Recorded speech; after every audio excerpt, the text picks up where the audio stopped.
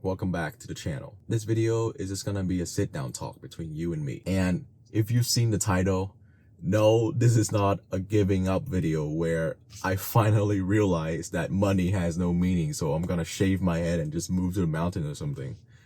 No, even though that does sound cool, I want to be able to support a family, okay? And not just like meditate and then like use that as a source of food. I'm gonna give you my backstory, but I don't want this to be seen as me giving an excuse for my behavior and I'm just gonna brush it off.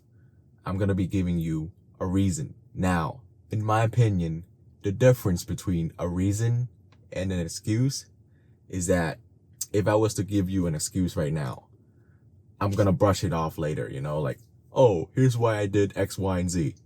So I don't care about it, you know, my actions are justified. I'm not gonna do anything about it. I'm gonna give you a reason today as an explanation for what I did, but I'm not gonna intend on not doing anything about it. You know, this explanation is kind of like confusing. My point is that I'm not trying to like give you an excuse just so I can brush it off and like not care about it. I care about it deeply to my core. I promise. So the point I'm trying to make is that I'm just trying to give you an explanation for why I did what I did, and hopefully you can understand. But if you don't, it's okay. All that matters is that I'm gonna change and that I'm gonna get out of the debt, which I will get more into later. If you've seen the video where I talked about how I grew up poor and its effects on me, well, you would know that growing up poor, credit card debt was very normal for me, especially with my dad. My mom, I don't believe she's ever gone to credit card debt. Right now, she's very like financially good, even though she has like a minimum wage job because we came to America like 10 years ago. But my dad, he has a lot of credit card debt. And I believe that's the only reason on how we were able to afford our vacations or a new phone or whatever back then, because damn, he's in a lot higher debt than I am, you know. I guess like father, like son. So I'm not sure if one can be born financially immature.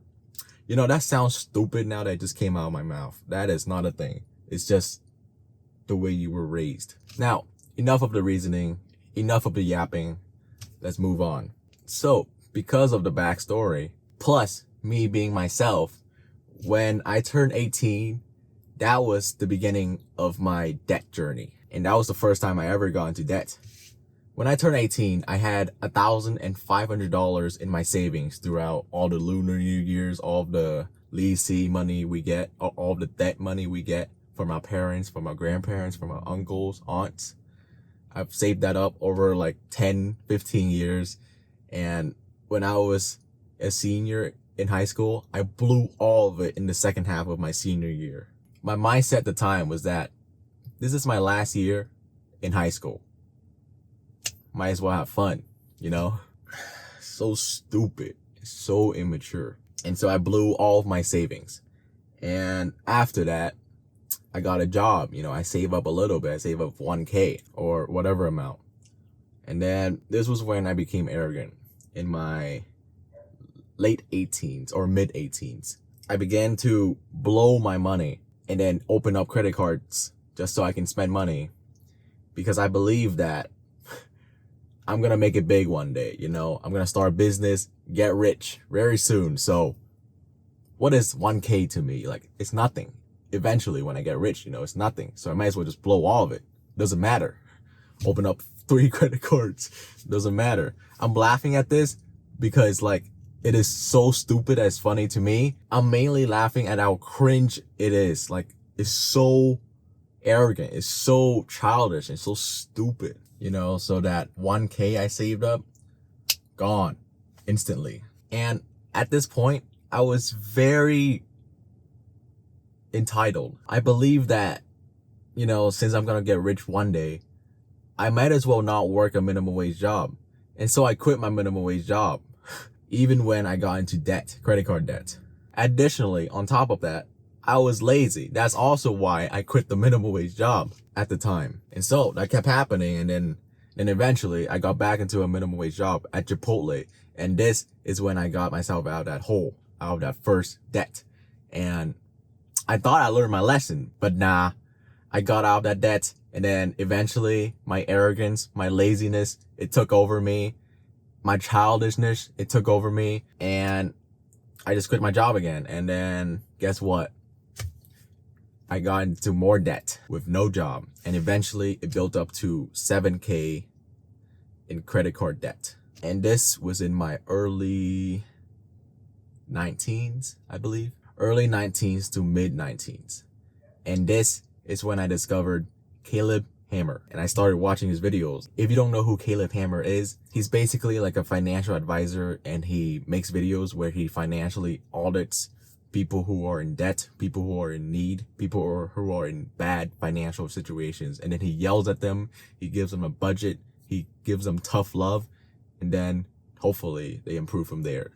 And he's really good at demonstrating how terrifying debt is to a person, and how bad and how it ruins your future, and how it might affect your kids once you have them, and that it might make them feel responsible to take care of your debt, which is so selfish of you if you are in a position to take care of it yourself, which most people who are in debt are in a position to take care of it themselves. Maybe some people who got into debt and then they got crippled so they can't work. I don't know your situation, but like, most of the people who are in debt can take care of it themselves, and it's selfish of them not to take care of it if they have children. And it just ruins your future in general. And this is when I began to have daily stress. I remember at this point, this is when I started waking up stressing about my debt.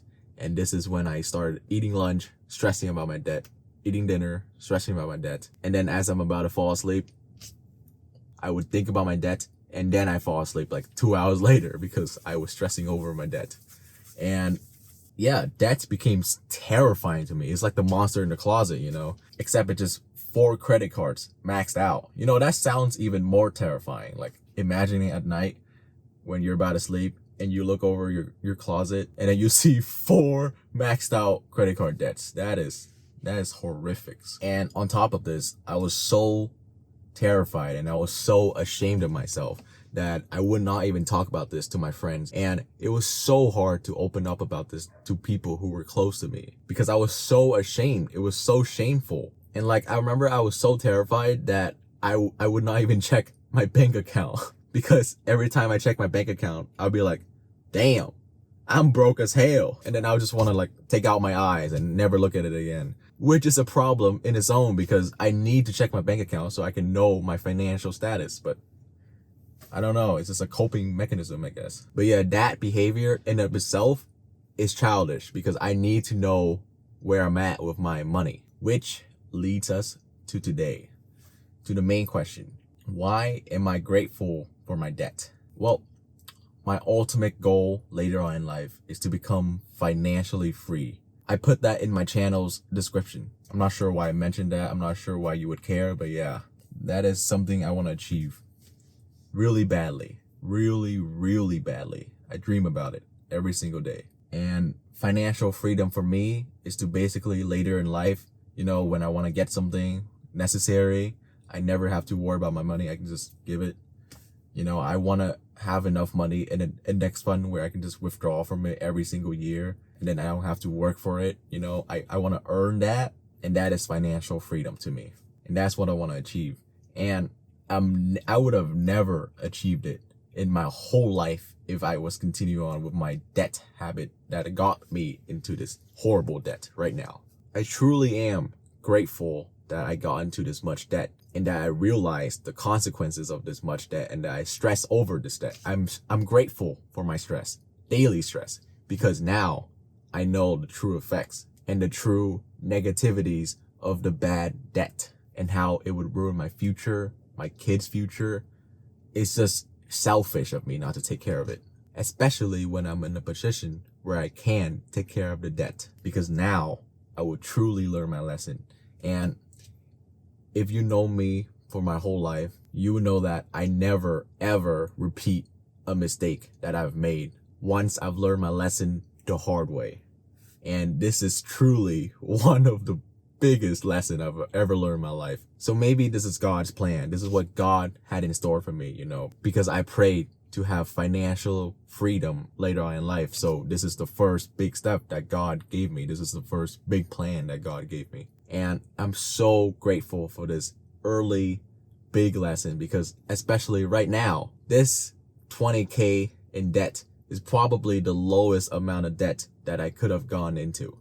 Imagine later on in life, and then I get into even a higher debt, and I get into a deeper hole, like maybe 50K, 100K in debt. How long would it be by then would I achieve my financial freedom goal? A lot longer. I promise, I swear to you that I will get out my debt ASAP, because it is horrible. I don't want to be in this position anymore.